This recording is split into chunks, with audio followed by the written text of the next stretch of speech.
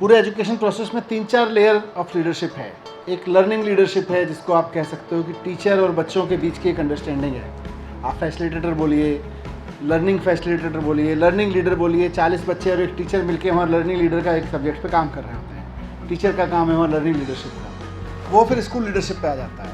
पर दायरा इससे बाहर है, मतलब खाली स्कूल चलाने से ही एजुकेशन नहीं चल सकती, ये भी समझना ज़रूरी है। तो ये क्लस्टर लीडरशिप ने उसमें बहुत भूमिका निभाई है कि जैसे मेंटरशिप प्रोग्राम ने अलग तरीके की भूमिका निभाई कि हमारा एक टीचर क्लासरूम से बाहर निकल के 5 स्कूल के कम से कम 50x5 और से 2000x5 स्टूडेंट्स, 50x5 टीचर्स के दायरे में पहुंचा।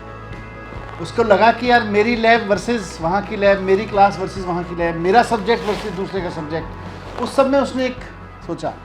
तो हमारे प्रिंसिपल्स भी एडमिनिस्ट्रेटिव रूप से तो एक दूसरे से अटैच थे, लेकिन वो एजुकेशन, लर्निंग, उस सब का एम्बियंस बनाने में वो कामयाब नहीं हुआ था। वो जो क्लबिंग थी, पर्पस जो भी रहा हो, जोनल और डायरेक्टरेट और मतलब डिप्टी डायरेक्टरेट बनाने का, पर कम से कम वो वाला रोल नहीं निभा रहा था कि सभी लोग उस लर्निंग कैपेसिटी में एक दूसरे के साथ जुड़ जाएं और वहाँ पेयर लर्निंग का माहौल बन जाए। तो यहाँ पेयर लर्निंग का माहौल बनाने में क्लस्टर लीडरशिप प्रोग्राम ने बहुत मदद की है। मैं रिक्वेस्ट करूँगा इसको अब क्लस्टरशिप को थोड़ा सा रीथिंक किया जाए। अभी तक जितने आप लोगों से फीडबैक मिला, whatever we say, but cluster is limited to 10 schools and the events happening in those boundaries. The principals of that school, of that cluster, are the education leadership of that area. Clustership should not be limited to the boundaries of 10 schools now. All the people living in that area should be considered our territory.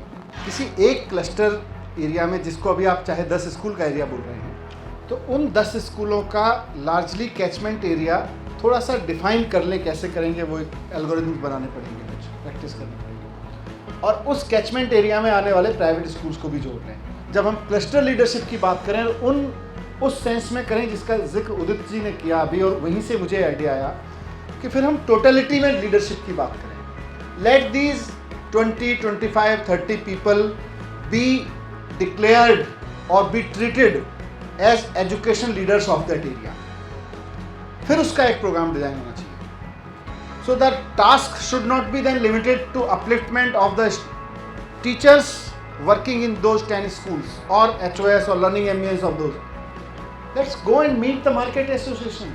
हमें जाके उनसे मिलना चाहिए, पूछना चाहिए, बताओ भाई आप क्या चाह रहे हो, आप क्यों पढ़ा रहे हो अपने बच्चों को? हम तो पढ़ाने लग रहे हैं, हमको तनख्वाह मिल रही है और फीस मिल रही है प्राइवेट सेंस में, आप क्यों अपने बच्चों को भेज रहे हो, वो तो बताओ। आप क्यों सुबह सुबह उठा के सबको भेज देते हो हमारे पास में?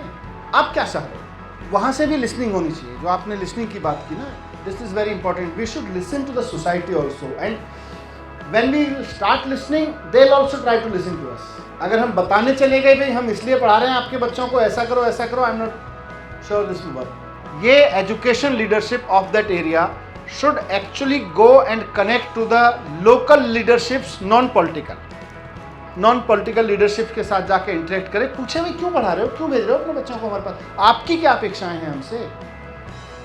फिर थोड़ी सी इसी चर्चा में आप भी रिफाइन कर सकते हैं उनकी अपेक्षाओं को, मदद कर सकते हैं उनकी।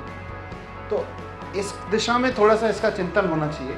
And if you can develop this, I think this will be a wonderful, it will be really a cluster, it will not be limited two cluster schools then, it will be the whole cluster, the total population of that cluster can be served through that.